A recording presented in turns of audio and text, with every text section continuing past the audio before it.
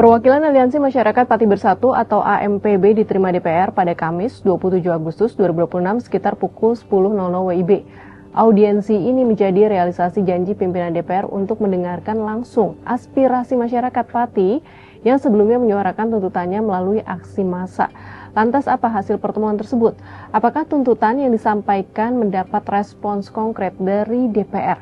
Dan setelah audiensi berakhir, apa yang dibawa pulang oleh perwakilan AMPB? Di sisi lain, gerakan masyarakat Pati juga memunculkan perhatian dari kalangan akademisi. Bagaimana gerakan ini dipandang dari tinjauan sosiologis? Sejauh mana gerakan AMPB memiliki kesamaan atau perbedaan dengan gelombang gerakan sosial yang pernah mewarnai sejarah Indonesia seperti peristiwa 1965 dan gerakan reformasi 1998? Kita bahas.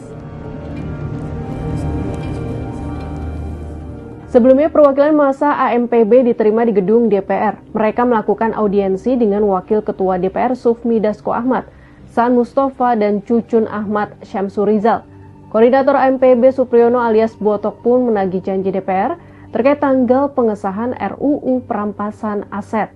Sekilas saya mendengar bahwa RUU tersebut akan diselesaikan atau disahkan maksimal bulan Desember.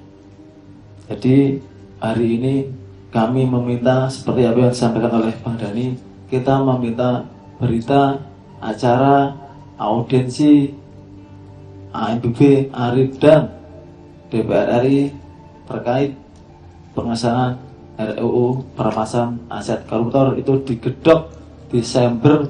Kita minta tanggalnya, Pak. Jadi jelas. Setelah muncul batas akhir pengesahan RUU tersebut, misalnya sampai tanggal tersebut tidak terrealisasi, mundur lagi dengan alasan A, B, C, D, E, F, G, kita minta konsekuensi tanggung jawab panjenengan semua.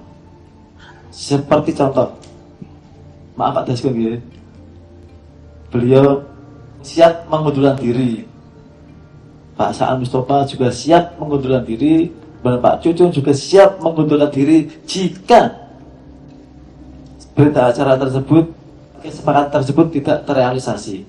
Baik, terima kasih. Jadi kita sudah mendengarkan aspirasi teman-teman sekalian.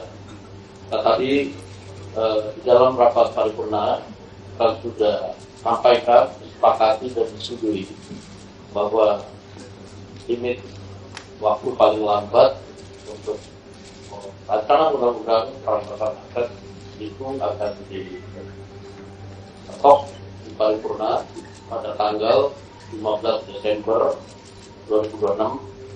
Kan biasanya kalau rapat paripurna ada berita acara yang sudah minta tadi untuk jadi pegangan kawan-kawan sekalian. Terkait gerakan masyarakat Pati dan gerakan sosial nasional, dosen sosiologi politik Fakultas Ilmu Sosial dan Ilmu Politik Universitas 11 Maret, Reza Dian Akbar, dalam artikel Kompas 19 Agustus 2025 menyebut, gerakan masyarakat di Pati mencerminkan akumulasi ingatan kolektif atas hilangnya sensitivitas negara, di mana ketenangan warga selama ini merupakan akumulasi ketidakadilan yang memicu gerakan masif.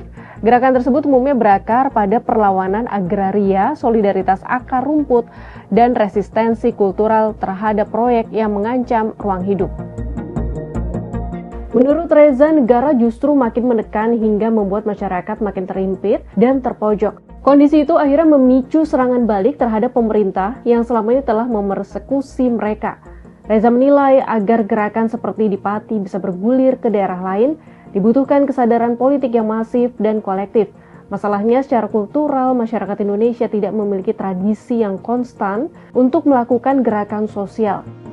Meski demikian, Reza menilai gerakan yang terjadi di Pati pada 2025 merupakan alarm bagi seluruh pemimpin di berbagai lembaga pemerintahan politik hingga aparat penegak hukum di seluruh tingkatan. Terlebih, pelanggaran pemerintah saat ini justru banyak memunculkan isu dan kebijakan yang membuat masyarakat lelah dengan kondisi yang ada serta makin tertekan secara mental.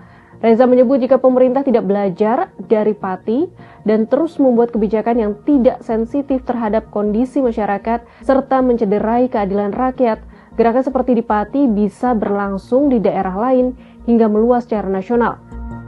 Kini AMPB bahkan telah menggelar aksi di Jakarta untuk menuntut pengesahan RUU perampasan aset.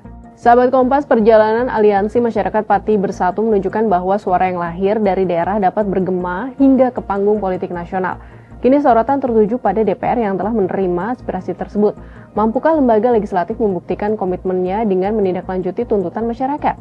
Publik menanti pembuktiannya. Akankah janji untuk mengesahkan RUU perampasan aset pada 15 Desember 2026 benar-benar diwujudkan atau kembali menjadi catatan panjang dalam daftar janji yang belum terpenuhi?